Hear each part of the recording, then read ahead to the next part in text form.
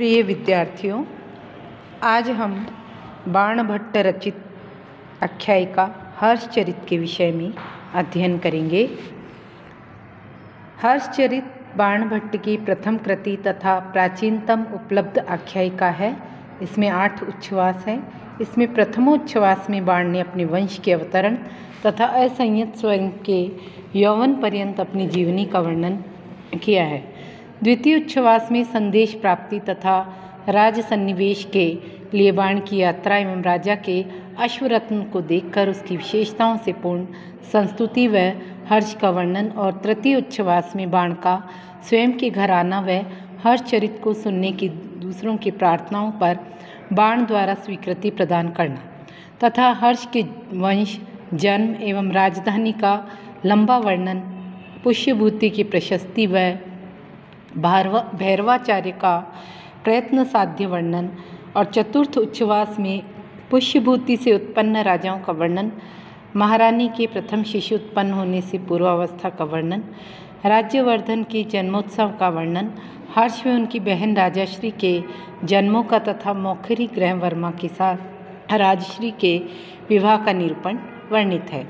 पांचवें उच्छ्वास में हूणों पर आक्रमण करने की आज्ञा, हर्ष का पिता की गहरी बीमारी को सुनकर सहसा लौटना और प्राणांत होने का व हर्ष की माता का आत्मघात हो जाना, हर्ष का माता को समझाना, अंत्येष्टि संस्कार व श्राद्ध आदि का वर्णन।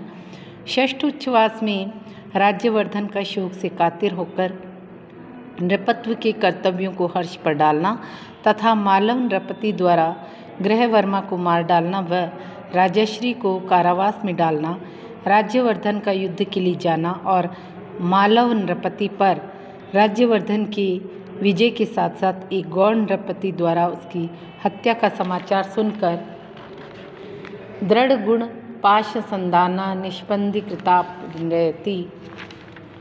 इस प्रकार से इस आख्यायिका के अंतर्गत हम अब सप्तमोच्छ्वास में हर्ष के सैन्य बल का वर्णन, असम में निर्घात नामक पर्वतवासी युवक के निरोधावस्था से स्थान से भागकर अरण्य प्रदेश में इधर उधर घूमना व राजाश्री के अन्वेषण में उसकी खोज में सहायता करने के लिए कहना, विंध्याचल में आग में जलने को तत्पर राजाश्री को बचाना आदि वर्णन है तथा इसके साथ ही हर्षचरित जो आख्यायिका है बाणभट्ट रचित कृति, उसका समापन हो जाता है। यदि हम हर्षचरित का मूल्यांकन करें काव्य की दृष्टि से, तो यह आख्यायिका एक ऐतिहासिक गद्य काव्य है और इसमें इतिहास और रस पर ही आधारित है। इसके अंतर्गत हर्षवर्धन के चरित्र का अत्यंत कलात्मक चित्रण किया गया है। साथ ही बाण ने हर्षचरित में तत्कालीन सामाजिक रीति रिवाज, धार्मिक स्थिति का भी वर्णन किया है। उस समय की शासन व्यवस्था, राजसभाओं की सजावट और पद्धतियों, राजप्रासादों के निर्माण एवं विकास, सैन्य संगठन, विजय यात्रा आदि का विस्तृत विवरण भी इसमें उपलब्ध है। धार्मिक स्थिति के अंतर्गत हम देखें तो 3 धर्म प्रमुख थे: पौराणिक ब्राह्मण धर्म, बौद्ध धर्म तथा जैन धर्म, जिसका उल्लेख इस आख्यायिका में किया गया है। एक ही परिवार के सदस्य अलग अलग धर्मों को स्वीकार करने में यहाँ स्वतंत्र थे, यानी धार्मिक स्वतंत्रता का यहाँ हमें वर्णन मिलता है। बाण ने मैत्रायणी शाखा के अध्येता श्रेष्ठ ब्राह्मण दिवाकर मित्र के प्रति महान आदर व्यक्त किया है, जो बाद में बौद्ध धर्म को ग्रहण करते हैं। ब्राह्मण धर्म विविध देवताओं की उपासना का धर्म था। हर्ष के पिता सूर्य के परम भक्त थे और हर्ष स्वयं शिव भक्त था। हर्ष की राजमुद्रा पर नंदी का चिन्ह था। विहिंसांग के अनुसार हर्ष ने अपने अंतिम दिनों में बौद्ध धर्म स्वीकार कर लिया था।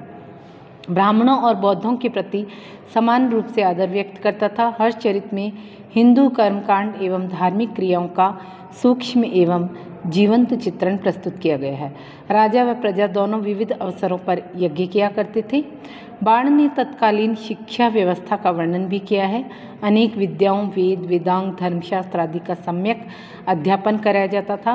पुराणों व पौराणिक कथाओं का भी प्रचार था। राज्याभिषेक, विवाह, जन्म आदि उत्सवों का मार्मिक एवं जीवंत चित्रण इसमें किया गया है, जो कि एक आकर्षक गद्य काव्य के अंतर्गत उल्लिखित है।